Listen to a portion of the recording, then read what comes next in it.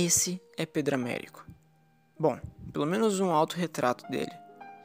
Pedro nasceu em 1843 em Areia, no interior da Paraíba.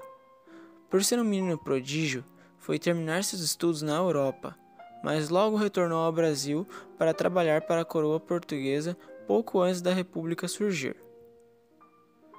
Antes de falarmos de sua obra, Tiradentes Esquartejado, é preciso entender o período retratado por ela. E também o período que o nosso paraibano aqui pintou. Spoiler, não é o mesmo. Tudo começa em 1792, ano em que Joaquim José da Silva Xavier, mais conhecido como Tiradentes, foi sentenciado à morte. Porém, sua morte não foi uma simples penalidade. Chegava a se comparar com um ritual, realizado para demonstrar a força da coroa portuguesa. Tiradentes foi sendo humilhado desde a saída de onde ele estava confinado até a chegada na Praça da Lampadosa, que hoje é chamada de Praça Tiradentes, em sua homenagem. Fica localizada no centro do Rio de Janeiro. Chegando lá, foi realizado um longo discurso de 18 horas afirmando que Tiradentes era um criminoso e que respondia pelo crime de lesa majestade. Por fim, para mostrar para a população o que acontece com inconfidentes, Tiradentes, para servir de exemplo, foi enforcado e esquartejado. Suas partes foram posicionadas na trilha entre Minas Gerais e o Rio de Janeiro, e sua cabeça foi posta em uma estaca da Vila Rica. Como se não bastasse tudo isso, sua casa foi demolida, salgaram o chão para que nada nascesse em seu território e sua família foi amaldiçoada. E você achando que sua vida estava difícil por causa do TCC. Sabe de nada.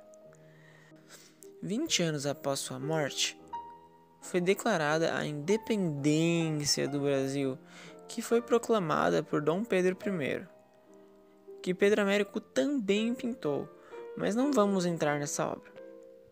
Em 1831, Dom Pedro I foi tomar posse em Portugal, deixando seu filho, Dom Pedro II, no poder com apenas 6 anos de idade. Como revolta a situação do Brasil, que mesmo livre de Portugal, possuía como imperador um português, começa a surgir, em 1860, movimentos republicanos que possuem como heróis os inconfidentes, principalmente o Tiradentes.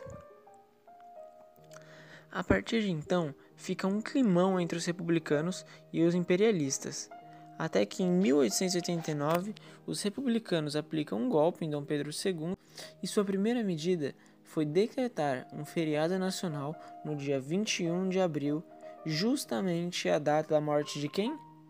Exatamente, do príncipe. Brincadeira. De nosso querido Tiradentes. E não foi só isso. Como eles precisavam reconstruir a imagem de um Brasil progressista, contrataram adivinha quem? Dica, é um grande desenhista. Não esse. Isso, esse. Nosso querido Pedro Américo, que pintou o famoso quadro Tiradentes Esquartejado, que atualmente está em Juiz de Fora, de Minas Gerais.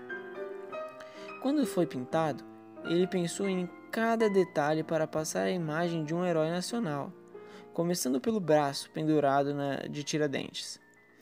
Podemos ver esse mesmo braço em Pietà, de Michelangelo, e até mesmo no sepultamento de Caravaggio. E sabe o que elas todas têm em comum? Se você prestou atenção no que eu disse, você já sabe. Volta o take. Cristo. Sim. Além do braço de Cristo, a afeição também é a mesma, sempre puxando para esse lado para cativar a população.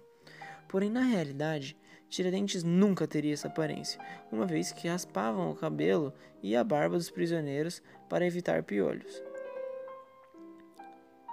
E como ele não queria demonstrar uma cena de sofrimento, ele pintou quase sem sangue em nenhuma parte do corpo.